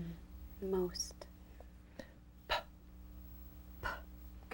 Good checking. G. G. S. S. Er. Mm. T. T. Now I'm going to make a vowel sound. Ah. A. What keyword goes with ah? Apple. Point to it. I. I. What keyword with I? Itchy. Point. Lovely. Now that I'm confident Deanna can read and spell the new letters, even when they're mixed in with the old ones, I'll have her read words on tiles.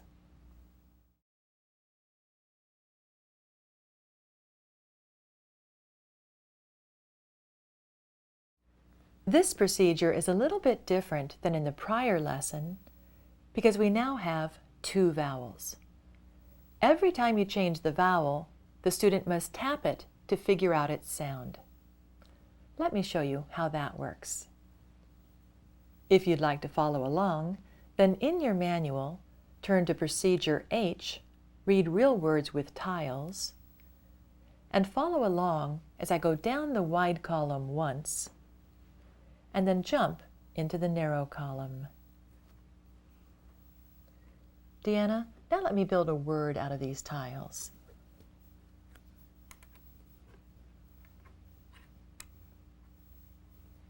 First, tap the vowel. Apple, apple, Next, check for tricky letters. Is there a tricky letter in that word? Yeah, so I love how you check. What sound? P. Okay, now G, slowly blend. gap, Fast. gap. Very good. The vowel did not change, so you don't have to tap it. You only tap it when it changes.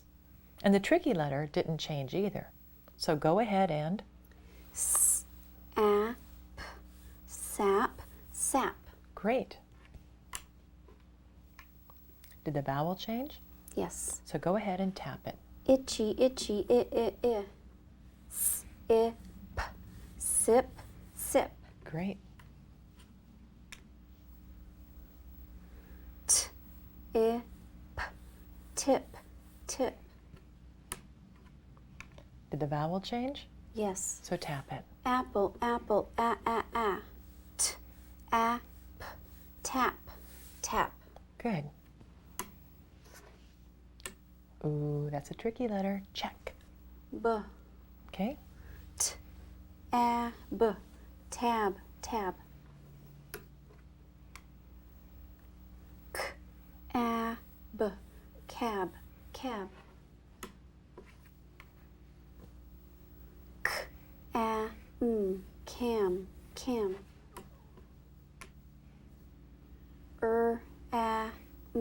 Ram, ram. Rag, rag. Tap it. Itchy, itchy, I. Ig, rig, rig. That's a tricky one. Check. Ig, pig, pig. Pin, pin. Tap it. Apple, apple, pan, pan. Beautiful. As you may have noticed, I created each new word by changing only one tile. I alternated between changing the first tile, the last tile, or the middle one, the vowel.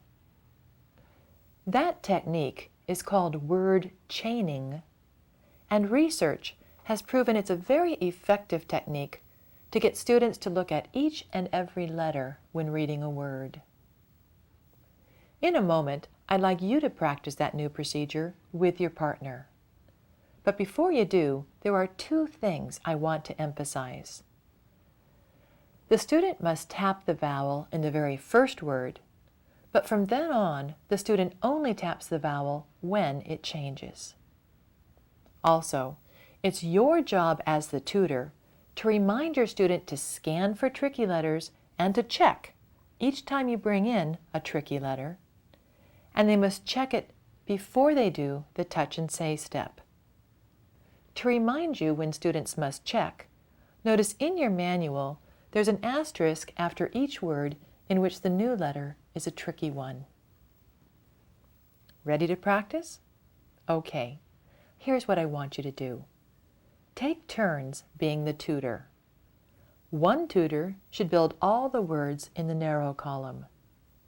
When you switch roles, The other tutor should build all the words at the bottom of the wide column. Turn off this presentation while you practice. Turn it back on when you're ready to continue.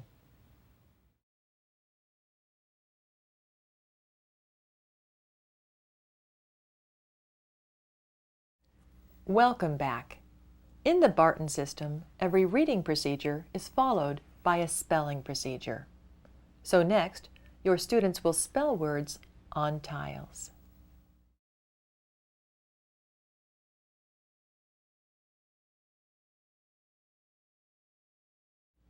Spelling words with fingers and then tiles has changed a bit from Lesson 1 because there are now enough letters to be able to compare two words.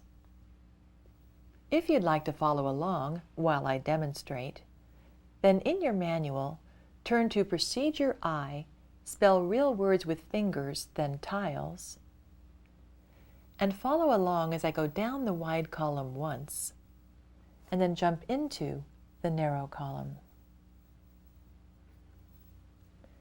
Deanna, now let's do the opposite.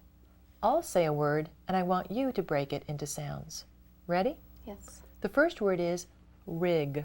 Repeat that word. Rig. Now say it again very slowly. Rig. Okay, finger spell. I, Keyword. itchy, g. Okay, make the first sound and bring down that tile. The next sound. Itchy, Bring it down. Last sound. g. Now double check by slowly blending those sounds together. Rig. Fast like a word. Rig. Is that the word you wanted? Yes. Now here's a new step. I'm going to say another word, and then I'll have you compare the two words and find the sound that's different. Ready? The new word is rip. Rip. Rip.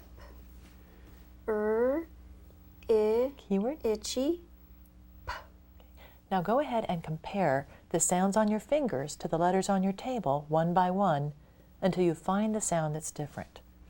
I, Keyword. itchy, p is different. Okay, go ahead and change it. And that's a tricky one, so you gotta check. Now double check that new word by slowly blending those sounds together. Rip. Then fast like a word. Rip. Is that the word you wanted? Yes. Beautiful. Here's a brand new word. Lap. Lap. Lap. Apple. Good, one finger at a time. Apple. Good checking. Let's double check that word. Lap. Lap. Is that the word you wanted? Yes. Great. Now find the sound that's different in this next word. Lip. Lip. Lip. On your fingers. I, Keyword. itchy. Now compare. I, Keyword. itchy. Which sound is different? This one. Go ahead and change it. Now let's double check. Lip. Lip. Is that the word you wanted? Yes. Great work. As you may have noticed, this spelling procedure is very similar to the compare two words procedure in Level 1. In that level, where there were no letters, students compared words using 2 rows of blank tiles. Here, students compare one word on tiles to another word on their fingers to find the sound that's different. Why do we do that? Because that technique, find the sound that's different, is the easiest way for students to find their own spelling mistakes. When students have written down a word incorrectly, often it's only one letter that is wrong or one pair of letters that are in the wrong sequence. By comparing the sounds on their fingers to what they wrote, they can usually find their mistake and then fix it. That is such an important technique that I'd like to show it to you one more time before you stop and practice. Deanna, here's a brand new word. Hit. Hit. hit. Itchy, t. Okay. Itchy, t. Double check. Hit, hit. Is that the word you wanted? Yes. Okay. Find the sound that's different in this next word. Hat. Hat, hat. On your fingers. Apple, t. Now compare. Apple, t. Double check. Hat, hat. Is that the word you wanted? Yes. Find the sound that's different in this next word. Ham. Ham, ham. Keyword. Apple, Now compare. apple, Let's double check. ham, ham. Is that the word you wanted? Yes. Superb. As you noticed, sometimes there are 3 words in a comparison chain, but most of the time there are only 2. Now I'd like to give you a chance to practice that spelling procedure. When it's your turn to be the tutor, have your partner spell at least 3 sets of words. You can choose from the sets in the narrow column or from the bottom of the wide column, but be sure to include at least 1 set that contains 3 words. Turn off this presentation while you practice. Turn it back on when you're ready to continue.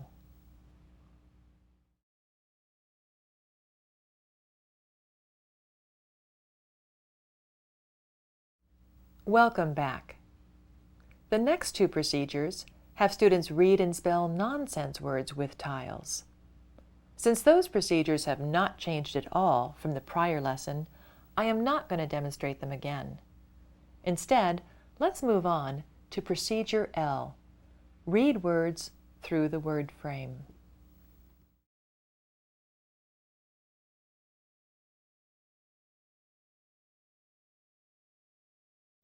Although this procedure has not changed from the prior lesson, it is such a vital procedure that I'd like to demonstrate it one more time. If you'd like to follow along, then in your manual, turn to Procedure L, Read Words Through Word Frame.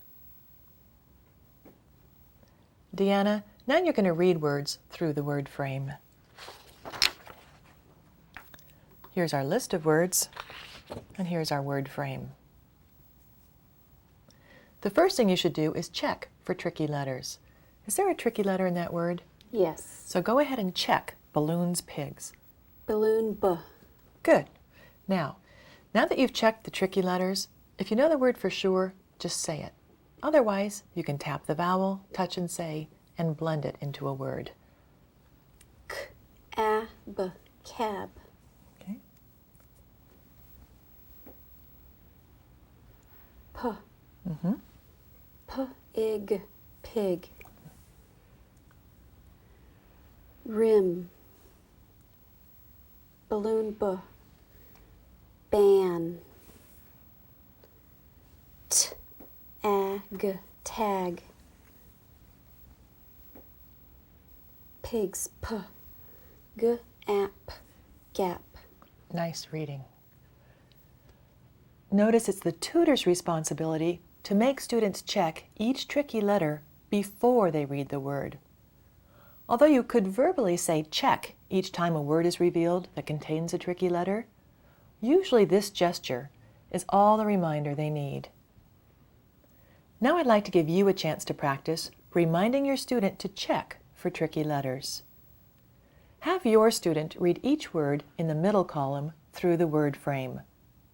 When you're the student, if your tutor forgets to have you check for tricky letters before reading a word, then read the word incorrectly by making the sound of the other tricky letter to help the tutor realize how vital it is to have students check before they read the word. After the student has read all the words in the middle column, switch roles and have the new student read all of the words in the last column. Turn off this presentation while you practice. Turn it back on when you're ready to continue.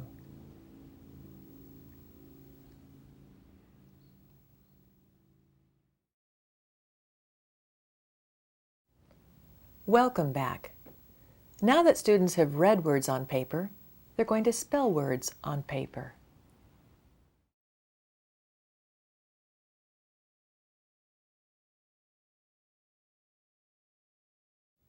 Although this procedure has not changed, I'm going to demonstrate it as a reminder and then give you a chance to practice it. If you'd like to follow along, then in your manual, turn to Procedure M, Spell Words with Fingers, then Paper, and follow along as I go down the wide column once, and then jump to the narrow column. Deanna, now you're going to spell words on paper. Ready? Here's the paper. The first word is lab. Repeat that word. Lab. Say it slowly. Lab. On your fingers. O, apple, b. Okay. Here's the pen. Make the first sound O, and write that letter. The next sound is? apple, The last sound is? b. Ooh, that's a tricky one. Check. Balloons, b. As a last step, double check what you wrote by blending those sounds together, then say it fast like a word. Lab, lab. Is that the word you wanted? Yes. Good. Here's the next word. Can I have the pencil back? Thank you. Here's the next word. Fig. Fig, fig, f, itchy, g. Excellent.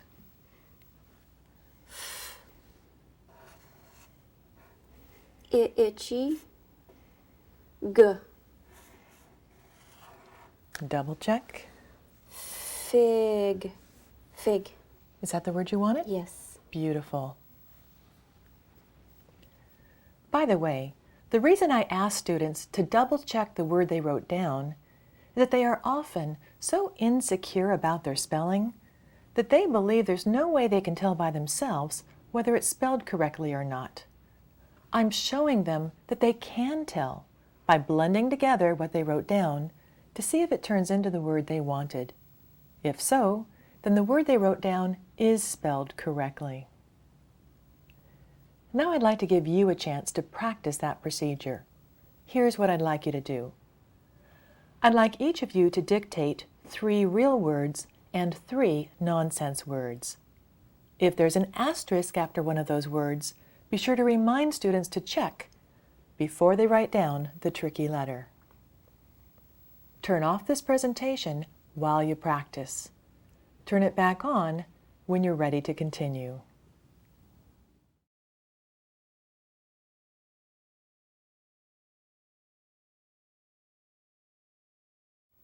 The next 2 procedures are brand new. We could not do them in the prior lesson because we did not have enough letters or words. But now we have plenty.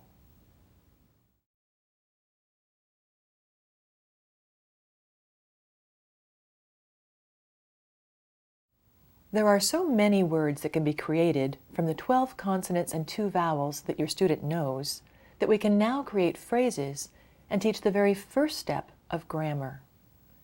Let me show you how that's done.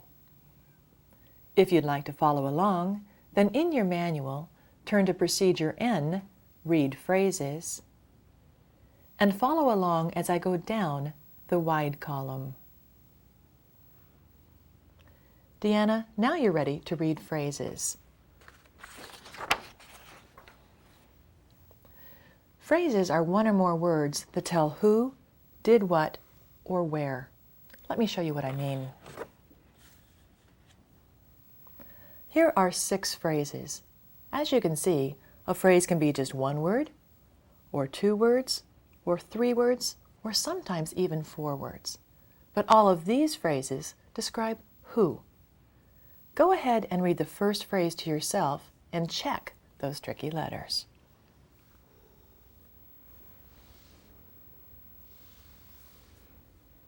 A big cat. Okay, good. Read the next phrase to yourself and check. A pig. Okay. Do the same thing to the next phrase. Read it to yourself, then read it to me. Check for every tricky letter. Tim. A rat. A ham. Pat. Great. Now let's look at the next set of phrases. These phrases tell did what. Read each phrase to yourself and check any tricky letters, then read it to me. Bit a fig. Lit a bag. Hit Hal. Ran. Fit sat. Nice reading. A phrase is not a complete sentence. It takes at least 2 phrases to be a complete sentence. A sentence must have a who and a did what phrase. So go ahead and pick a who and a did what phrase and make a short sentence. Please point to each phrase as you read it. Tim ran. Nice. Go ahead and create another one. A ham fit. Excellent. A phrase can also tell where something happened. Read each of these where phrases to yourself and check any tricky letters, then read it to me.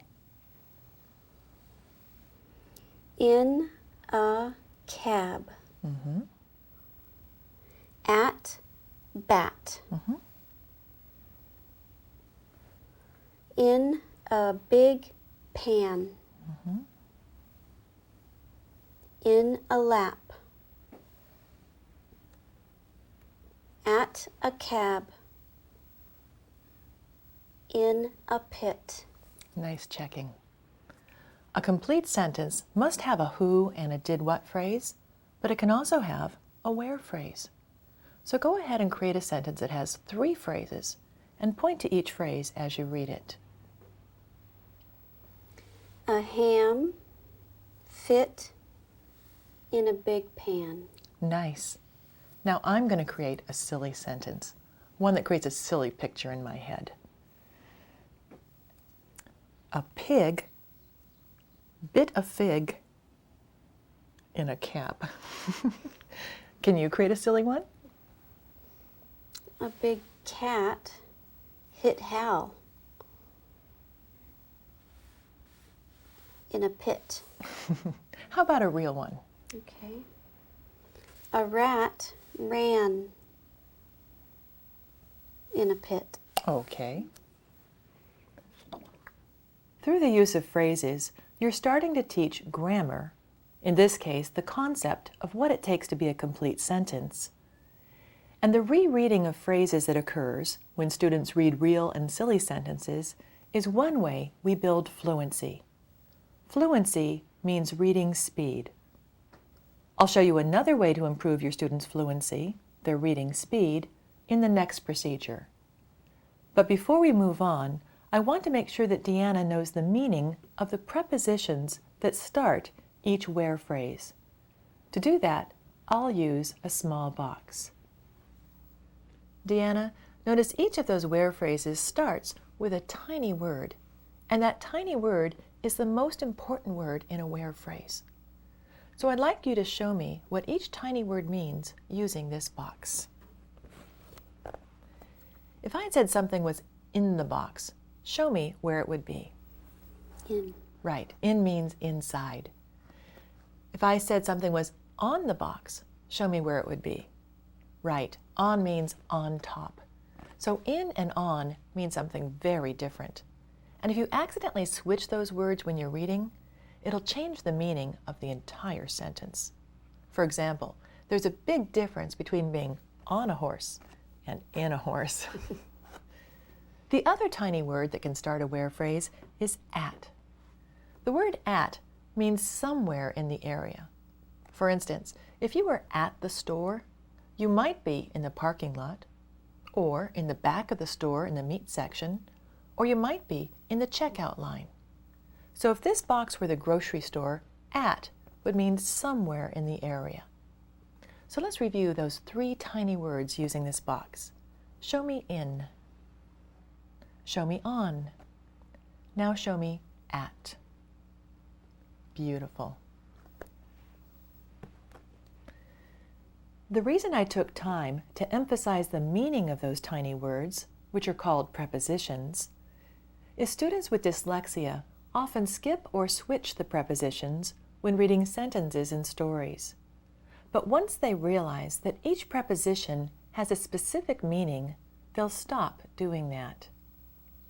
Also, focusing on the preposition will improve their phrasing when they read entire sentences, which is what they'll do in the next procedure.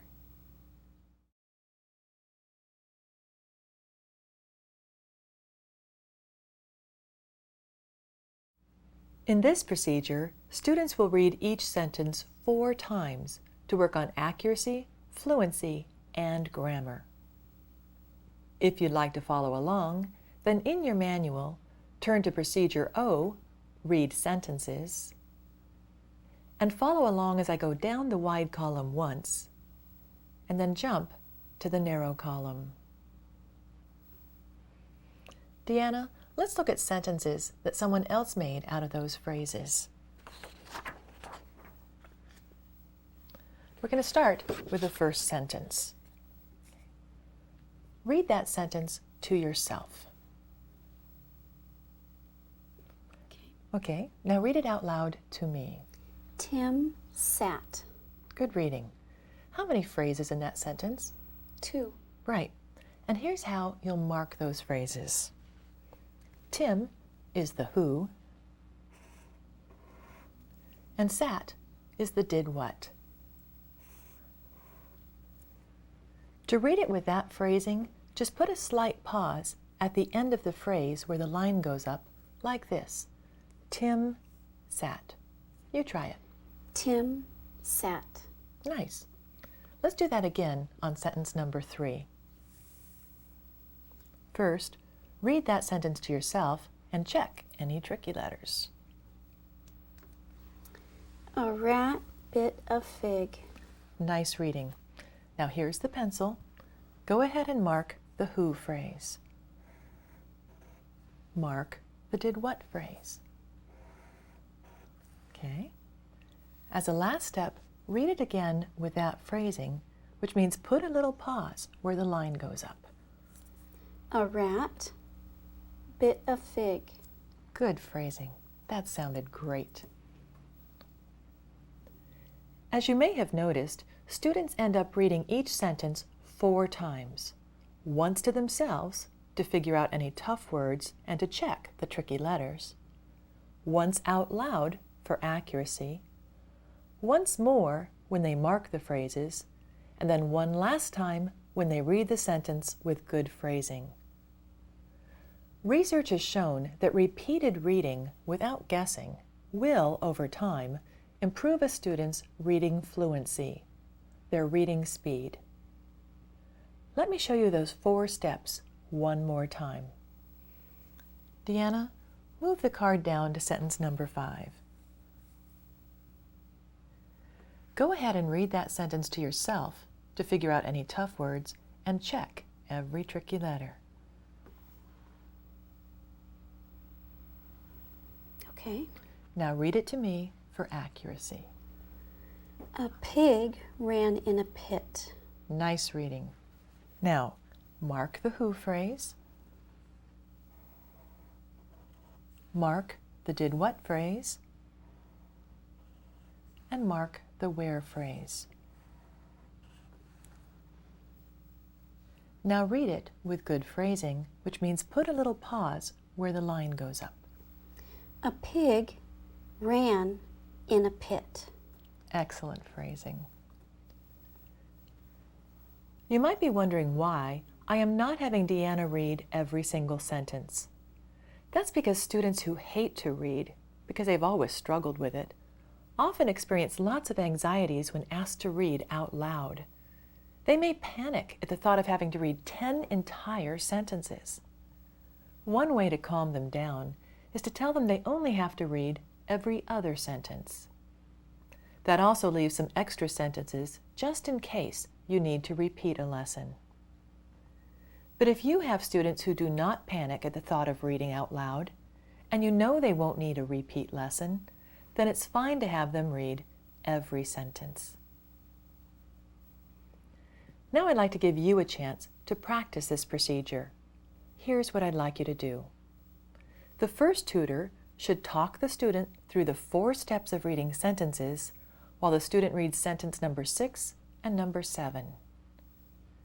Then switch roles and have the other student do all 4 steps to sentences 8 and 9. Turn off this presentation while you practice. Turn it back on when you're ready to continue.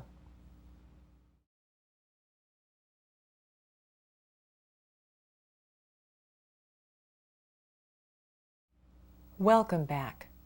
The last procedure in this lesson, Procedure P, has not changed a bit.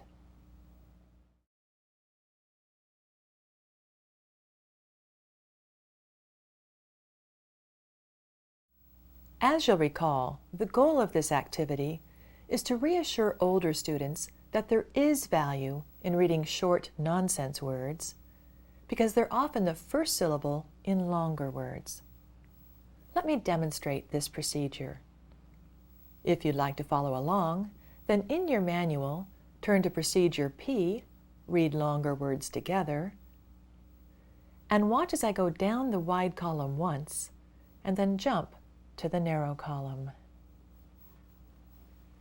Deanna, as you know, nonsense words are often the first syllable of longer words. So to get ready to read longer words, let's practice reading nonsense words. Let's start with the first one. To figure out that first word, either tap the vowel, check for tricky letters, then touch and say, or, if you wish, just slowly blend the sounds together, then say it fast like a word. Apple, apple, hand. Great reading. Can you think of a real word that starts with han? No. Well, let's see if we can come up with some. If a man is good looking, you might say that he's Handsome. Right, handsome. Or if you're cooking something in a pot on the stove and you need to move it, you would grab its Handle. Yes, handle. So both of those words start with han. Now move the card down and figure out the next word. Be sure to check the tricky letters.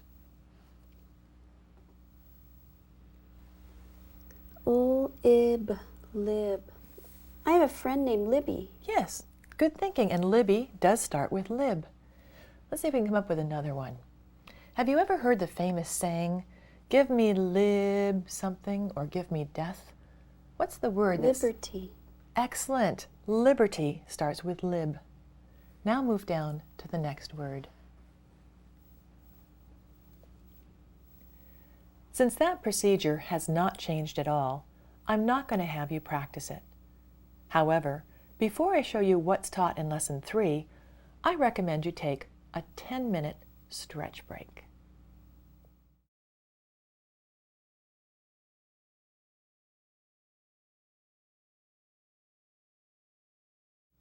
This is the end of the first DVD. To continue your training session, please switch to DVD number 2.